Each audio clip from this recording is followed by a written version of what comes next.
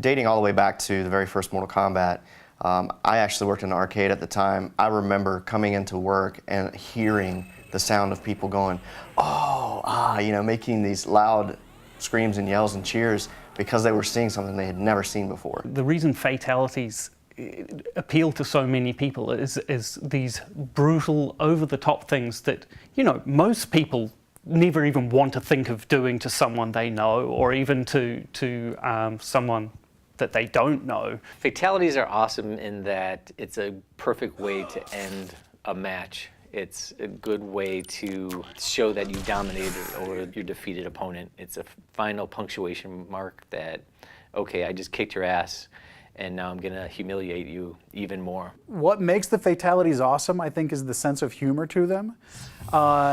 And I know it took me a while to get my arms around the mentality of them myself. And it's, you know, they're very graphic and very disturbing and disgusting, but there's an underlying humor to them that you know, certainly is what defines my favorite ones. And it was kind of what made them enjoyable to work on for me, was you know, finding that humor and kind of bringing that out, you know, graphically and visually. I think a lot of the casual players, you know, specifically pick up Mortal Kombat, are always looking up, you know, what are the fatalities, how gruesome they are, you know, even finding out, like unlocking them through the game and stuff like that. And I really think, you know, this game around, I think we really took it to a whole new level. Initially, we, you know, we try and come up with a brainstorming session, kind of get some ideas, or like think about stuff, and then we kind of all get together, me and the other designers, and go through, kind of bounce ideas off each other a little bit, and kind of formulate one really great idea out of all of us. And from there, we do a couple of practices, try to figure out the timing, things like that. We go in the studio, we shoot the actual motion. From there, we take the data, process it, get it into the computer, exaggerate it well beyond whatever we shot so that we get like this really great performance with all the gruesome, brutal things that people come to expect from Mortal Kombat.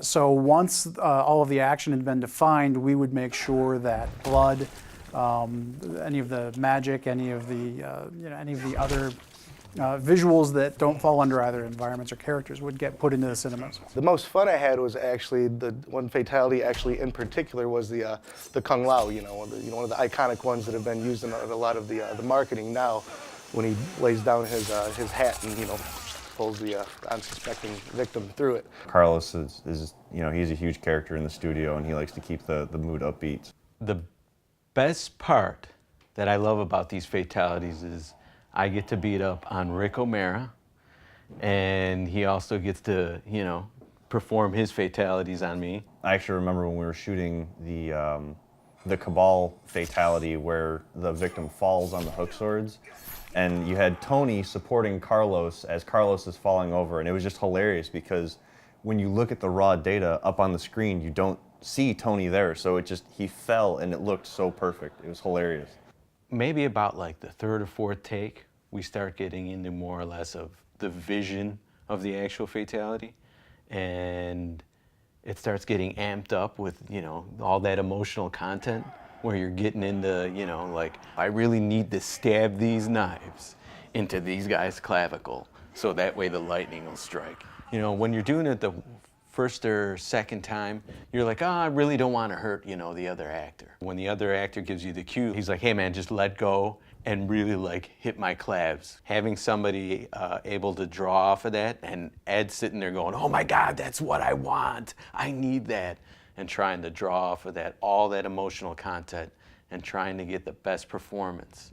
My role on fatalities was to make sure that once everything else was in place, that we had visual effects for the fatalities. So once all of the action had been defined, we would make sure that blood, any of the magic, any of the visuals that don't fall under either environments or characters would get put into the cinemas. Probably my favorite and most successful effects are the ones where we involve the most sleight of hand. The classic reptile fatality, getting his tongue to work, was one of those real coups. That's the sort of thing that, you know, there's not a cut and dried system for doing. There were a lot of cheats and sleight of hands that we used to make that work. We use basically a beam, just an ability in the engine to draw a mesh from one point to another, basically attaching one end to Reptile's head and one end to the victim's head, and then introducing material-driven noise to that to make it seem as though there's an elastic tongue where really it's just a code-driven mesh that's going from one point to another.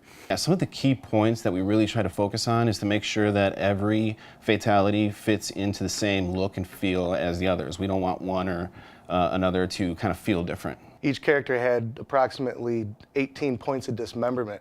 So you can imagine, the technical hurdles we had to go through initially, working closely with the tech group to get a procedural tool inside of our tool to be able to do it on the fly. The effects guys had a major role in making the fatalities just look perfect. They are masters of blood placement and all the effects that go with fatalities, like radons, electricity, all the blood decals that had to be put on to make fatalities look nasty. There's not just clean cuts anymore. There's bloody stumps wherever there's a sever point.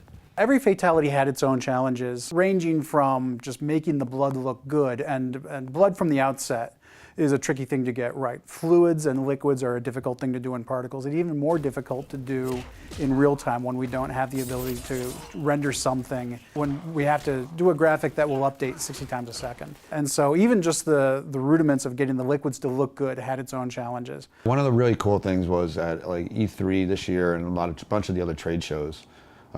We got to see some of the stuff that we thought of and came up with, and we weren't sure how well it was going to translate. I thought it was cool, but then during the demos we did, the first time we showed fatalities, we showed this trailer of a bunch of the fatalities together, and we had people standing up and clapping for moments of things that I came up with, like Sector's fatality, for instance, when all the missiles come out and blow up all the body parts. People just going nuts for that. A lot of people were cringing, and I think that's kind of maybe when we started, or going in the right direction here.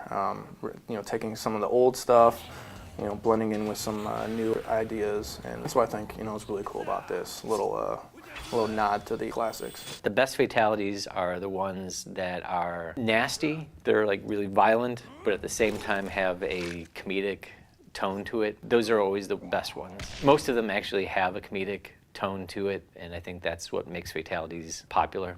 Get over!